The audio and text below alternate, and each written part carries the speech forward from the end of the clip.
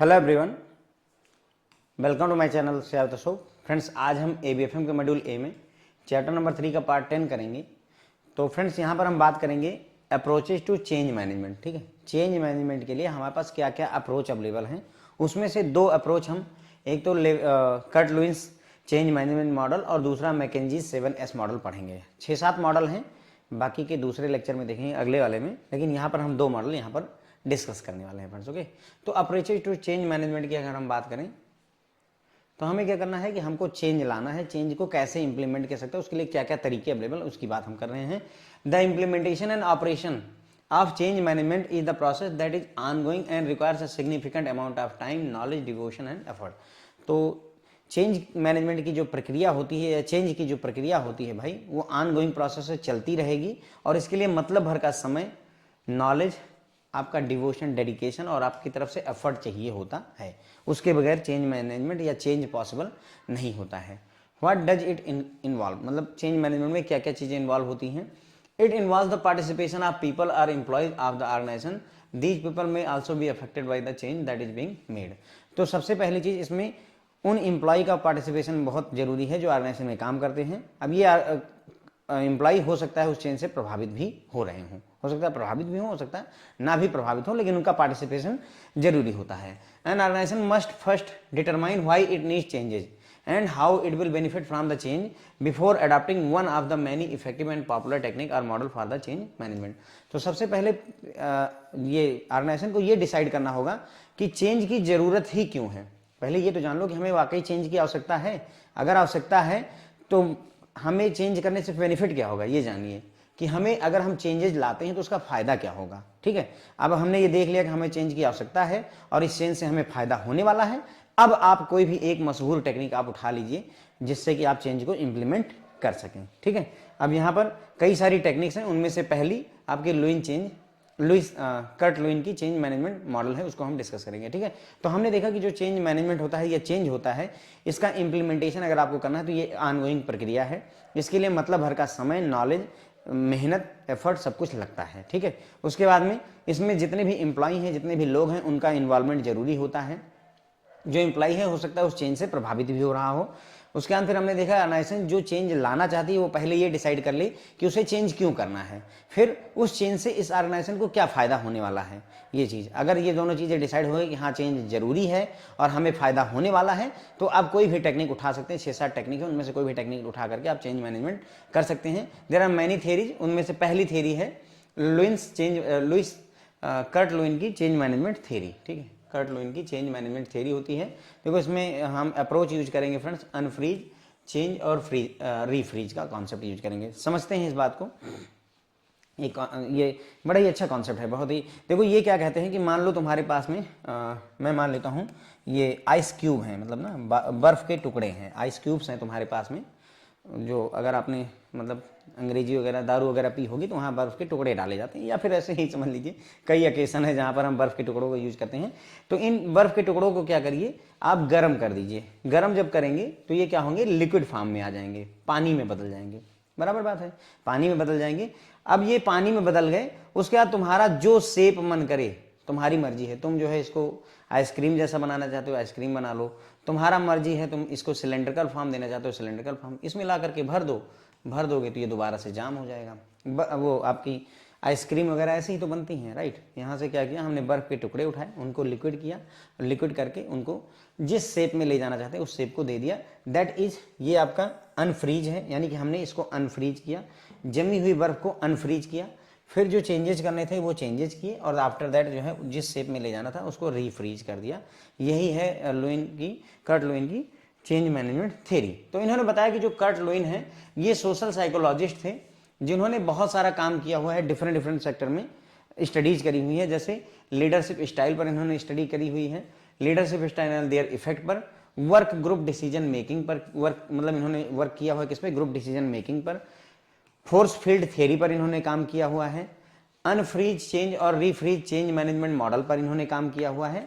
इसके अलावा group dynamics approach जो होती है आपकी, जिसमें to training, group dynamics approach to training, specially group जो होते हैं, टीम ग्रुप होते हैं, उन पर इन्होंने रिसर्च करी। मतलब ये कर्ट लुईन की खासियत बताई जा रही है कि भाई कर्ट लुईन बहुत महान व्यक्ति थे, उन्होंने बहुत सारा काम कर डाला। जैसे इन्होंने क्या किया, लीडरशिप स्टाइल और उसका प्रभाव क्या है उस पर बात किया। इन्होंने ग्रुप डिसीजन मेकिंग पर रिसर्च करी, इन्होंने फोर्स फील्ड थ्योरी पर रिसर्च करी, इन्होंने unfreeze change refreeze change management model पर काम किया, इन्होंने group dynamics approach on training इस पर काम किया हुआ है। इन सब चीज़ों पर महान व्यक्ति होने का इतना सारा काम इन्होंने कर डाला। हमें बात करनी है इसमें से वही जो आपका मैंने आपको बताया, फ्रीज रिफ्रीज, ये आपका अनफ्रीज मेल्ट हो गई आपकी, ठीक है, उसके हिसाब से लिक्विड में बदली, जैसा चेंजेस आप करना चाहते हो वैसा आपने चेंज कर दिया, और आफ्टर दैट रीफ्रीज कर दिया, दोबारा से जो मॉडल आपको चाहिए उसके हिसाब से बदल दिया, ठीक है। तो वहाँ अनफ्रीज, चेंज एंड रीफ्रीज या फ्रीज कह सकते हैं। यही बातें हमें यहाँ पर डिस्कस करनी है। Change management model developed by Kurt Lewin is one of the most widely used and successful model available to us today, making it possible for us to gain an understanding of the both structural and organizational change। तो ये बोल रहे हैं कि भाई जो change management की model develop किया था कर्ट लुईन जी ने, वो बहुत ज़्यादा सक्सेसफुल रहा है और बहुत ज़्यादा वाइडली यूज किया जाता है, दुनिया भर में इसे यूज किया जाता है, ठीक है। और इसी मॉडल की वजह से हम समझ पाते हैं क्या, स्ट्रक्चरल और ऑर्गेनाइजेशनल चेंज के बारे में समझ पाते हैं। अब ऑर्गेनाइजेशनल चेंज क्या होता है, स्ट्रक्चरल चेंज क्या होता है, ये देख लेते हैं। Organisational change has an impact on the external operations of the company. अगर किसी ऑर्गेनाइजेशन के अंदर में चेंज कहा जाए तो वो उसके एक्सटर्नल ऑपरेशन को प्रभावित करेगा, बाहरी दुनिया के लोगों को उसका प्रभाव दिखेगा। स्ट्रक्चर में चेंज होने का मतलब कि ये हुआ कि पहले एमडी सीईओ हुआ करते थे, अब एमडी अलग हो गया, सीईओ अलग हो गया, दो लोग बिठा दिए गए, काइंड ऑफ स्ट्रक्चर चेंज कर दिया हमने पूरा। Structure change has to do with how the organisation is design internally. Internally कैसे डिजाइन की गई है उस पर हम बातें करते हैं स्ट्रक्चरल चेंज की सहायता से, ठीक है। ऑर्गेनाइजेशनल चेंज में हम क्या करते हैं, उसका प्रभाव एक्सटर्नल ऑपरेशन पर पड़ता है, सॉरी ऑर्गेनाइजेशनल चेंज में उसका प्रभाव बाहरी दुनिया को दिखेगा। पूरी ऑर्गेनाइजेशन में चेंज आ गया है, पहले जैसे ये लोग नहीं रहे, बहुत कोऑपरेटिव हो गए हैं, that is organisational change. Structural change internally organisation को कैसे डिजाइन किया गया है उसकी बात करता है, ठीक है। तो हमने समझ लिया चेंज मैनेजमेंट के बारे में।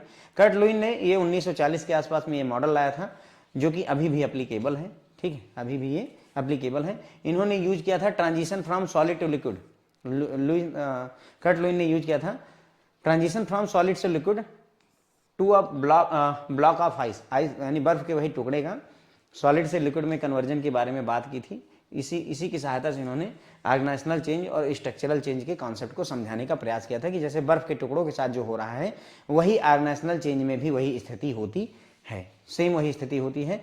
तो this model consist of 3 primary phases. तो यानी कि कर्ट लुईन का जो मॉडल है उसमें 3 प्राइमरी फेजेस हैं, अनफ्रीज, चेंज और रीफ्रीज। अनफ्रीज, चेंज और रीफ्रीज, ये आपके 3 फेजेज हो गई। ये मैंने आपको दिखाई दिया फिगर। अब इन तीनों फेजेज के बारे में हमें डिस्कस करना होगा, तभी जो है हमारी जो है ये पूरा फंडा क्लियर हो पाएगा। Unfreeze, according to Lewin's methodology the process of transformation begin with the preparation of the change.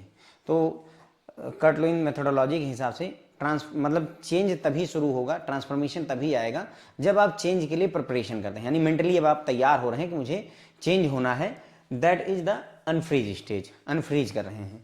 What does this stage indicate, तो इस स्टेज पर क्या होता है, this indicates that the organisation must be prepared not only for the possibility of change but also for the fact that the change is both significant and essential. तो पहली चीज organisation को यह समझना होगा कि भाई हमको चेंज होना है, साथ ही साथ में उसको ये भी ध्यान रखना होगा कि चेंज सिग्निफिकेंट है और इसेंशियल है, चेंज बहुत जरूरी है और महत्वपूर्ण है। इस चीज के लिए भी ऑर्गेनाइजेशन को मेंटली प्रिपेयर रहना होगा, लोगों को तैयार रहना होगा। It is crucial to get over this phase. अब ये बोल रहे हैं कि इस फेज को ओवरकम करना बहुत जरूरी है, क्योंकि चेंज हमेशा परेशानी भरा होता है और कोई भी चेंज नहीं चाहता है, इसलिए ये फेज ज्यादा क्रूशियल हो जाती है। मैं आपसे बोलता हूं कि कल से सुबह 4 बजे उठना है, आपकी आदत अगर नहीं है तो बहुत बड़ी चैलेंज है अपने आप में। तो सबसे पहले यही मना पाना कि भाई 4 बजे उठना है, तो उस क्रूशियल फेज को हमें पार करना जरूरी होता है। Because most people all over the world tend to fight change, है ना, दुनिया भर का हर व्यक्ति चेंज से लड़ना पसंद करता है कि चेंज नहीं होना है, हमें बदलना नहीं है। And it is also essential to get past the status quo, मतलब ये स्टेटस को मतलब जैसी यथा स्थिति है उससे आगे बढ़ जाना आवश्यक हो जाता है, ठीक है। Making people realise why there is a need to change the existing method and how change can offer benefit is the most important thing that can be done here. तो अनफ्रीज स्टेज में लोगों को ये realise करवाना कि change की आवश्यकता क्यों है, ठीक है। हमें एग्जिस्टिंग मेथड को छोड़ करके नया मेथड को अडॉप्ट करना है और इस चेंज से उन्हें क्या बेनिफिट होने वाला है इस चीज़ के बारे में उनको कम्युनिकेट करना, समझाना सबसे ज़्यादा इंपॉर्टेंट चीज़ है जो हम यहाँ पर कर सकते हैं। किस स्टेज में? अनफ्रीज स्टेज में। मतलब कुल मिलाकर के यूँ समझ लीजिए फ्रेंड्स कि हमने क्या किया, आपको मेंटली प्रिपेयर करा कि भाई चेंजेस आने वाले हैं, तैयार रहो, फायदे नुकसान सब बता करके। ठीक है, अब आता है फ्रेंड्स हमारा दूसरी स्टेज चेंज की। The true transformation or change happen during this step of the process. अब असली परिवर्तन यहाँ होता है, वहाँ सिर्फ हमने प्रिपरेशन करी, तैयारी करी, अनफ्रीज में प्रिपरेशन और तैयारी करी कि हमको बदलाव लाना है। अब असली बदलाव चेंज स्टेज में आता है। ठीक है, this process can take some time to complete because people typically need some time to adjust to the new happening, advancement and change in their environment। अब ये जो प्रोसेस होती है इसको कंप्लीट होने में कुछ समय लगता है, इस प्रोसेस के कंप्लीशन में थोड़ा समय लगता है। क्यों लगेगा? क्योंकि चेंज हो गया, अब इस स्टेज में चेंजेस हो चुके हैं, तुम्हें सुबह 4 बजे उठाने के लिए मजबूर किया गया है, तो क्या होगा कि तुम्हें कुछ दिन लगेगा, कुछ समय लगेगा आपको एडजस्ट करने में, जो भी नई चीज़ें, नई एडवांसमेंट या जो भी चेंजेस आए हैं इन्वायरमेंट में उसके हिसाब से अपने आप को ढालने में आपको समय लगेगा, इसलिए इस फेज में थोड़ा समय लगेगा। Relatively it takes time. ठीक है, what is essential at this point? अब इस पॉइंट पर क्या जरूरी है, मतलब जब चेंजेस करवाने हैं तो उसमें क्या होना चाहिए, हमारे पास स्ट्रांग लीडरशिप होनी चाहिए और एश्योरेंस होना चाहिए। यानी कि स्ट्रांग लीडरशिप अच्छी होनी चाहिए कि जो चेंज हो रहा है उसमें परेशान मत हो, मैं तुम्हारे साथ खड़ा हूं, इस बात का एश्योरेंस भी होना चाहिए। तो लीडरशिप और एश्योरेंस की जरूरत होती है because they not only point the process in the right path but also make it simpler for the individual or worker who are participating in the process. तो इससे क्या होगा, अगर स्ट्रांग लीडर होगा तो पहली बात प्रोसेस सही दिशा में बढ़ेगी, साथ ही साथ में जो भी इंडिविजुअल व्यक्ति है उसको भी भरोसा रहेगा, उसको आप भरोसा दिलवा सकते हैं कि घबराने की जरूरत नहीं है, जो चेंज आ रहा है अच्छा आ रहा है। जैसे कंप्यूटराइजेशन का चेंज ले लीजिए, पहले रजिस्टर में एंट्री की जाती थी और अब कंप्यूटराइजेशन आ रहा है, ऐसे समझ लीजिए कंप्यूटराइजेशन आ रहा है। तो हम अपने वर्कर्स को समझाएंगे कि मतलब हमारे लोगों को घबराओ नहीं, आज तुम्हें यहाँ दिक्कत हो रही है, कंप्यूटर आ जाएगा, सब चीज़ें अच्छी होंगी, हम आपकी मदद करेंगे, हम आपको ट्रेनिंग दिलवाएंगे, सारे एश्योरेंस हम दे सकते हैं। इस फेज का रिजल्ट क्या होगा? Successful completion of this phase realise heavily on clear communication as well as precise scheduling. तो ये जो आपका फेज है इसका सक्सेसफुल कंप्लीशन किस बात पर निर्भर करेगा कि कितना बढ़िया हम क्लियरली कम्युनिकेट करते हैं अपनी बातों को और जो है कितनी अच्छी तरीके से हमने चेंज को शेड्यूल कर रखा है। जैसे हमने ये माना कि अगले 3 महीने में फिनेकल 10 आ जाएगा, 7 से 10 आ जाएगा, तो हम कितना बढ़िया शेड्यूल से अपना काम करते हैं और कितना बढ़िया लोगों को कम्युनिकेट कर पाते हैं कि जो चेंजेज हो रहा है उसमें क्या क्या परिवर्तन होने वाले हैं। ठीक है, तो ये चेंज स्टेज हो गई।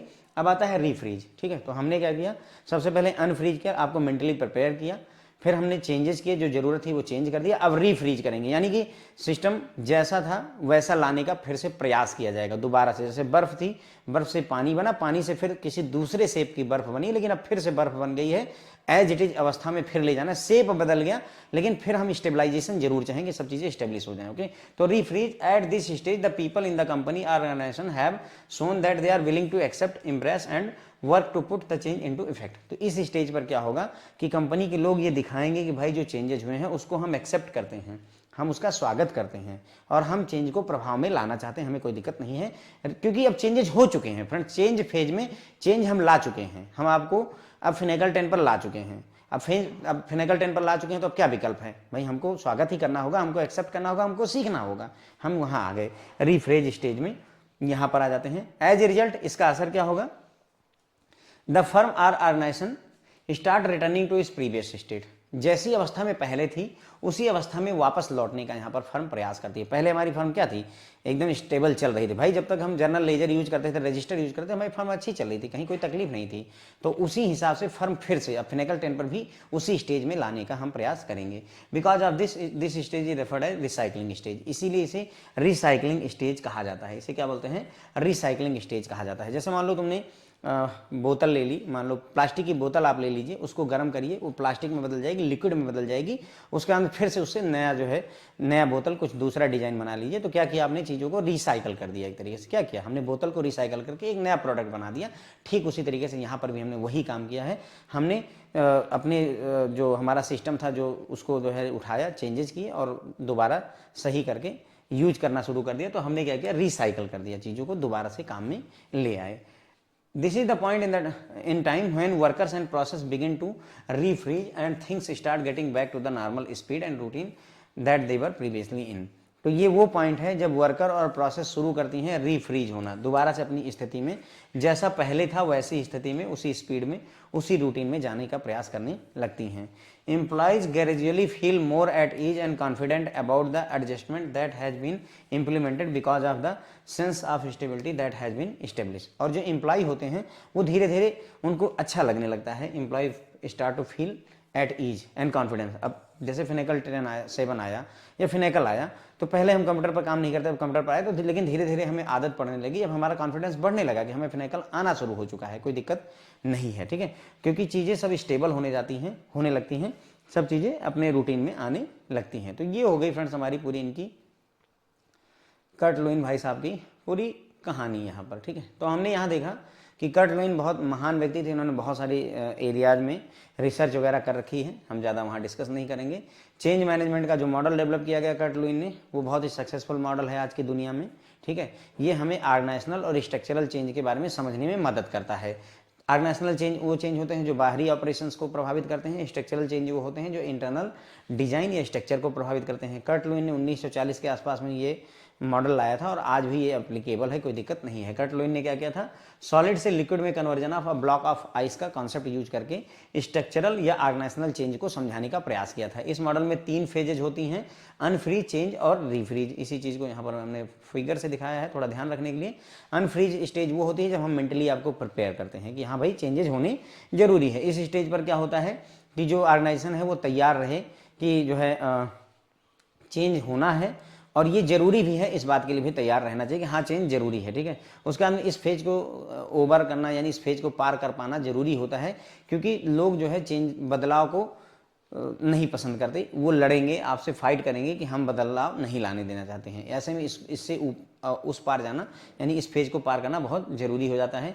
लोगों को ये रियलाइज़ करना कि पहले से जो एग्जिस्टिंग मेथड आ रहा है उसकी जगह पर नया हम मेथड लेंगे, ठीक है, और वो मेथड इनको कैसे बेनिफिट करेगा, ये सबसे ज़्यादा जरूरी है इस फेज में। फिर चेंज आता है तो ट्रू चेंजेस, जो असली चेंज है वो इसी फेज में, चेंज वाले फेज में आता है, ठीक है। इसमें क्या होता है कि लोग जो है थोड़ा समय लगेगा इस फेज में। समय क्यों लगता है, क्योंकि लोगों को नए एडजस्टमेंट्स करने पड़ते हैं, इन्वायरमेंट में चेंजेस, नई हैपनिंग के हिसाब से अपने आप को मैनेज करने की ज़रूरत होती है, ठीक है।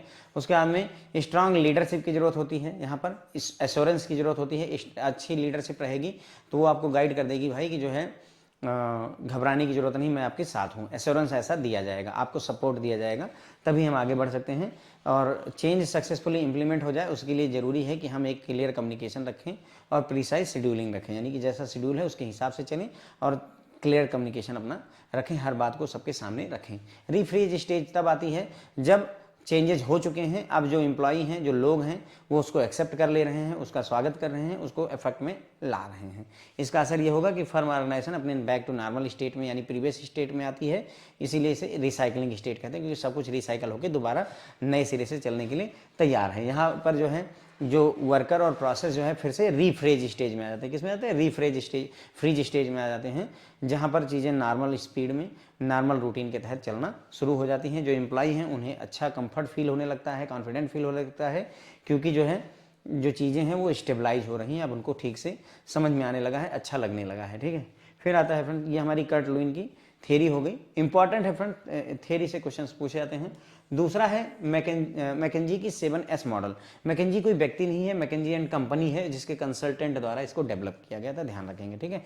तो one of the few model that has manage to remain relevant even when other has come and gone out of style is the McKinsey's framework or model. मतलब ये बोल रहे हैं कि कुछ ही मॉडल बचे हैं जो मतलब रिलेवेंट हैं, उनमें से मैकेंजी का 7S मॉडल अभी भी रिलेवेंट है, जबकि बहुत सारे मॉडल आए और चले गए। इसको डेवलप किया गया था मैकेंजी एंड कंपनी के कंसल्टेंट द्वारा, जो कंसल्टेंट उनके यहाँ काम करते थे उन्हीं के द्वारा डेवलप किया गया था, लेकिन इसको नाम दिया गया McKinsey and company, McKinsey 7S model. इसमें 7 स्टेजेज होती हैं या 7 फेजेज होती हैं चेंज को मैनेज करने के लिए, ठीक है। इसमें 7 स्टेजेज या 7 फेजेज होती हैं, जिनमें से 7 के सातों S से रिप्रेजेंटेड होती हैं, इसीलिए इसे मैकेंजी 7S मॉडल कहा जाता है। Here is the model, 7 stages आपके सामने हैं, ठीक है। ये इन्हीं के बारे में थोड़ा थोड़ा डिस्कस करना है फ्रेंड्स। ये सारे के सारे देखिए, इसमें क्या क्या होता है, स्ट्रक्चर होता है, सिस्टम होता है, स्ट्रेटजी होती है। इन्हें हार्ड S कहते हैं, मतलब कठोर एस होते हैं, यानी इनमें बदलाव थोड़ा मुश्किल होता है, इसीलिए इनका कलर दूसरा है। और ये आपके 3 जो हो गए स्किल, शेयर्ड वैल्यू, स्टाफ और स्टाइल, ये आपके सॉफ्ट एस कहलाते हैं। सॉफ्ट एस एस का मतलब समझ गए ना, सॉफ्ट एस, एस फॉर जो आपके स्ट्रक्चर, स्टाइल, ये जितने भी हैं एस से हैं फ्रेंड्स, ओके, इसीलिए 7S कहा जाता है। तो ये इसमें से ये 4 जो है सॉफ्ट एस होते हैं, यानी इनमें बदलाव आसान है। स्किल में बदलाव, स्टाफ में बदलाव, स्टाइल में बदलाव, शेयर्ड वैल्यू में बदलाव आसान है। स्ट्रक्चर, स्ट्रेटजी और जो है सिस्टम में बदलाव मुश्किल होता है। एक बार आपने स्ट्रेटजी बना ली, उसमें चेंजेस थोड़ा डिफिकल्ट होते हैं, तो इसीलिए उसे हार्ड एस कहा गया है। क्लियर हो जाती बात। तो इन्हीं 7 के बारे में हमें डिस्कस यहाँ पर करना है। ध्यान रखिए कि सारे के सारे आपस में इंटरकनेक्टेड है। देखिए सब में लाइनें लगी हुई, हर कोई एक दूसरे से कनेक्टेड है।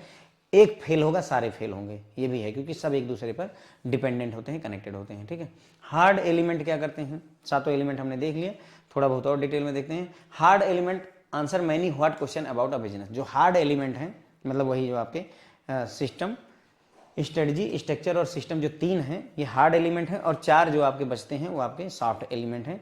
तो हार्ड एलिमेंट व्हाट का आंसर करते हैं, कौन से, what answer question, what is the company driving strategy. Strategy में अगर देखें तो व्हाट आंसर हो रहा है कि कंपनी की ड्राइविंग स्ट्रेटजी क्या है। स्ट्रक्चर में what team are in place, यानी कि ऑर्गेनाइजेशन का स्ट्रक्चर कैसा है। System, what formal system ensure that work progress, क्या सिस्टम आपके बैंक में चल रहा है जिससे काम प्रोग्रेस पर जा रहा है। इसका आंसर देता है कौन, हार्ड एलिमेंट। ठीक है, फिर आते हैं आपके फ्रेंड जो है सॉफ्ट एलिमेंट की, जो हु का आंसर करते हैं। मैनी हु एंड हाउ का आंसर करते हैं, हु एंड हाउ के आंसर करते हैं। जैसे स्टाफ में who comprises the companies workforce, यानी कि कंपनी के वर्कफोर्स में कौन कौन से लोग हैं। Skill, how skilled are these workers, जो वर्कर्स हैं हमारे कितने स्किल वाले हैं। Style, how do organisational leader inspire their colleague, जो ऑर्गेनाइजेशन के लीडर हैं वो अपने कलीग को कैसे मैनेज कर रहे हैं, वो उनकी स्टाइल हो गई। Shared value, how does the company demonstrate its core value, जो भी हमारी कोर वैल्यू है ऑर्गेनाइजेशन की, उसको हम कैसे डेमोस्ट्रेट करते हैं, उसके बारे में शेयर्ड वैल्यू से हमें पता चलता है। ठीक है, देखिए बुक में ये नहीं है, ये मैंने ऐड किया है थोड़ा सा चीज़ों को और अट्रैक्टिव बनाने के लिए। ये बुक में नहीं है, बुक में यहाँ से शुरू होता है, यहाँ से। ठीक है, मतलब कहने का ये हुआ, ये इतना बुक का है यहाँ से यहाँ तक। ठीक है, ये फिगर भी मैंने ऐड किया है और ये भी ऐड कर दिया ताकि थोड़ा सा चीज़ें समझ में आए, क्योंकि एकदम सूखा सूखा सा चल रहा था, चीज़ें आपस में लिंक नहीं हो पा रही थी, दैट्स वाई मैंने ये ऐड किया हुआ है। ठीक है, अब हर एक 7 जो हमारे स्टेजेज हैं उनके बारे में बात करनी है।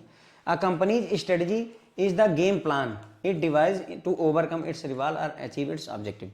तो स्ट्रेटजी क्या होती है, कंपनी का गेम प्लान होता है कि कैसे ये अपने दुश्मनों से, कैसे अपने प्रतिद्वंदियों से आगे बढ़ेगा, अपना उद्देश्य अचीव करेगा, दैट इज स्ट्रेटजी। हम भी स्ट्रेटजी बनाते हैं ना कि कैसे हमें CIB पास करनी है, पूछते हैं ना कि सर स्ट्रेटजी बता दीजिए, दैट इज स्ट्रेटजी। ओके, तो according to McKinsey's 7S framework, this is the first stage of change and it involves the development of step by step procedure or future plan. तो McKinsey 7S model के हिसाब से पहला S होता है strategy, जिसमें ये पहली स्टेज होती है चेंज की। यहाँ पर हमें स्टेप बाय स्टेप प्रोसीजर या फ्यूचर प्लान डेवलप करने का प्रयास करना होता है।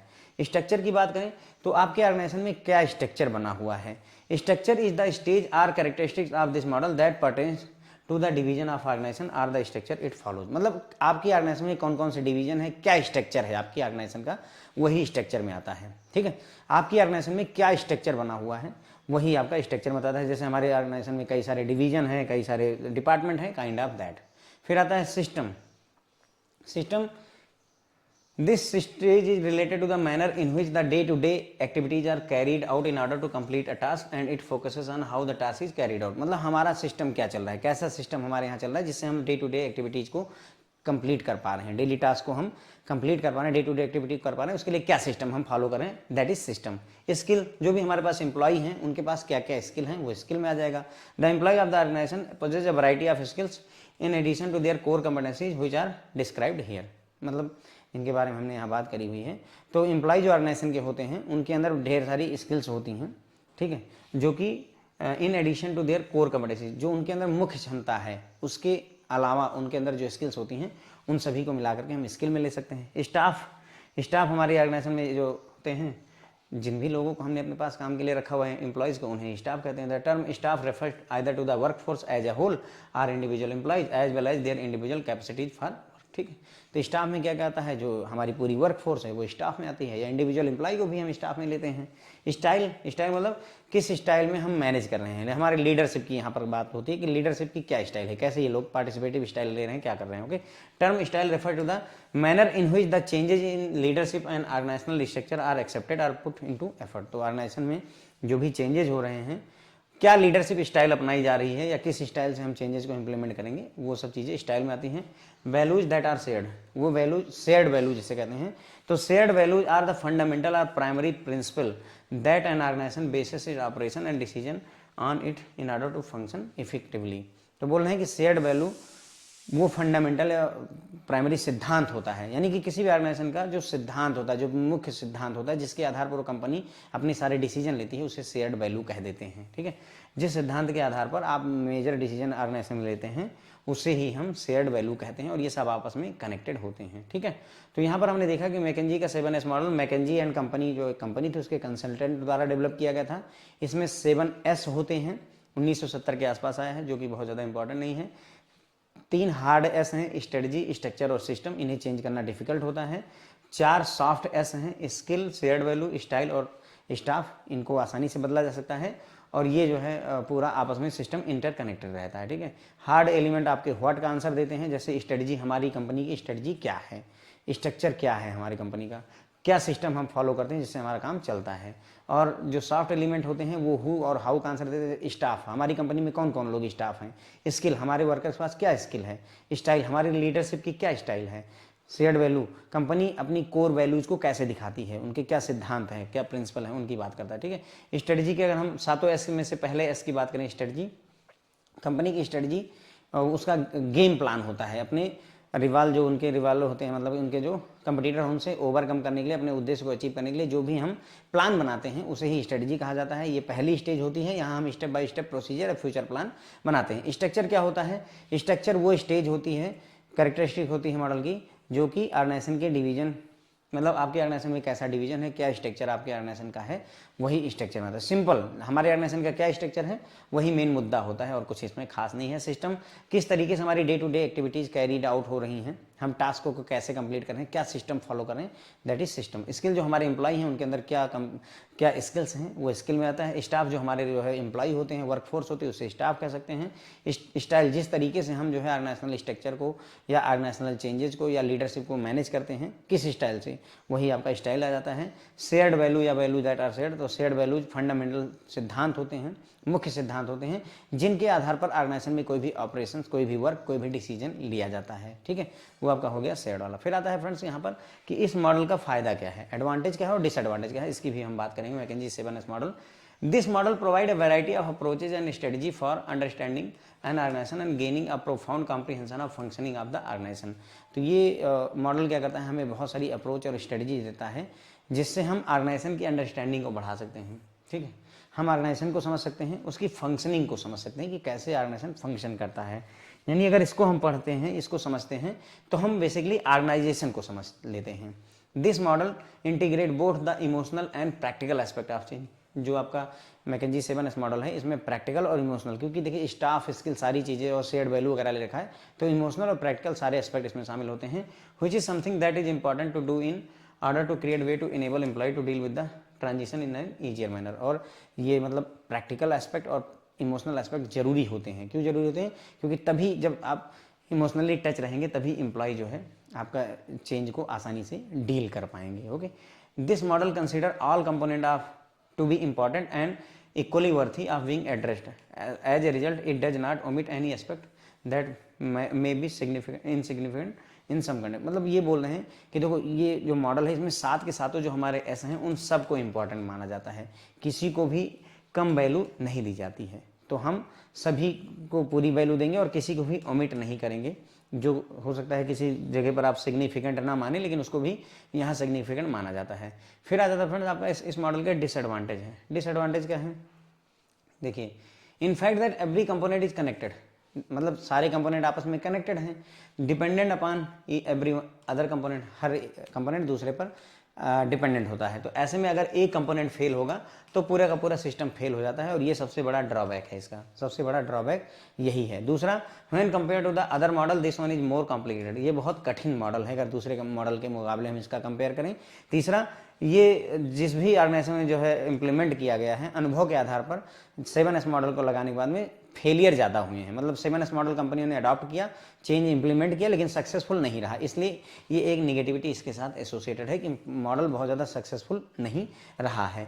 There has been more instances of failure experience by the organization that have used this model, जिस ऑर्गेनाइजेशन ने इसको यूज किया है वहाँ फेलियर हो गया, मतलब चेंज सक्सेसफुल हो ही नहीं पाया, तो ये एक निगेटिविटी भी इसके साथ एसोसिएटेड है। ओके, तो यहाँ पर हमने देखा कि जो हमारा 7S मॉडल है उसके फ़ायदे क्या हैं। तो अगर आप इसको, मतलब हमारे पास बहुत सारी अप्रोचेज और स्ट्रेटजी आ जाती हैं जिसकी सहायता से हम ऑर्गेनाइजेशन की वर्किंग को, फंक्शनिंग को समझ सकते हैं। पहला फ़ायदा हुआ कि हमें ऑर्गेनाइजेशन की वर्किंग समझ में आती है। दूसरा फ़ायदा हुआ कि इस मॉडल में इमोशनल और प्रैक्टिकल दोनों एस्पेक्ट चेंज के हम इंक्लूड करते हैं, जिसकी वजह से क्या होता है कि जो एम्प्लॉई है उसको आसानी होती है। इमोशनल एस्पेक्ट रहने की वजह से एम्प्लॉई जो है चेंज मैनेजमेंट को आसानी से डील कर पाता है। तीसरा एस्पेक्ट है कि जो मतलब जितने भी कंपोनेंट हैं 7S हैं, हर एक को इक्वल इंपॉर्टेंस दी जाती है, किसी को ढीला नहीं छोड़ते हैं, सबको इक्वल ट्रीट करते हैं।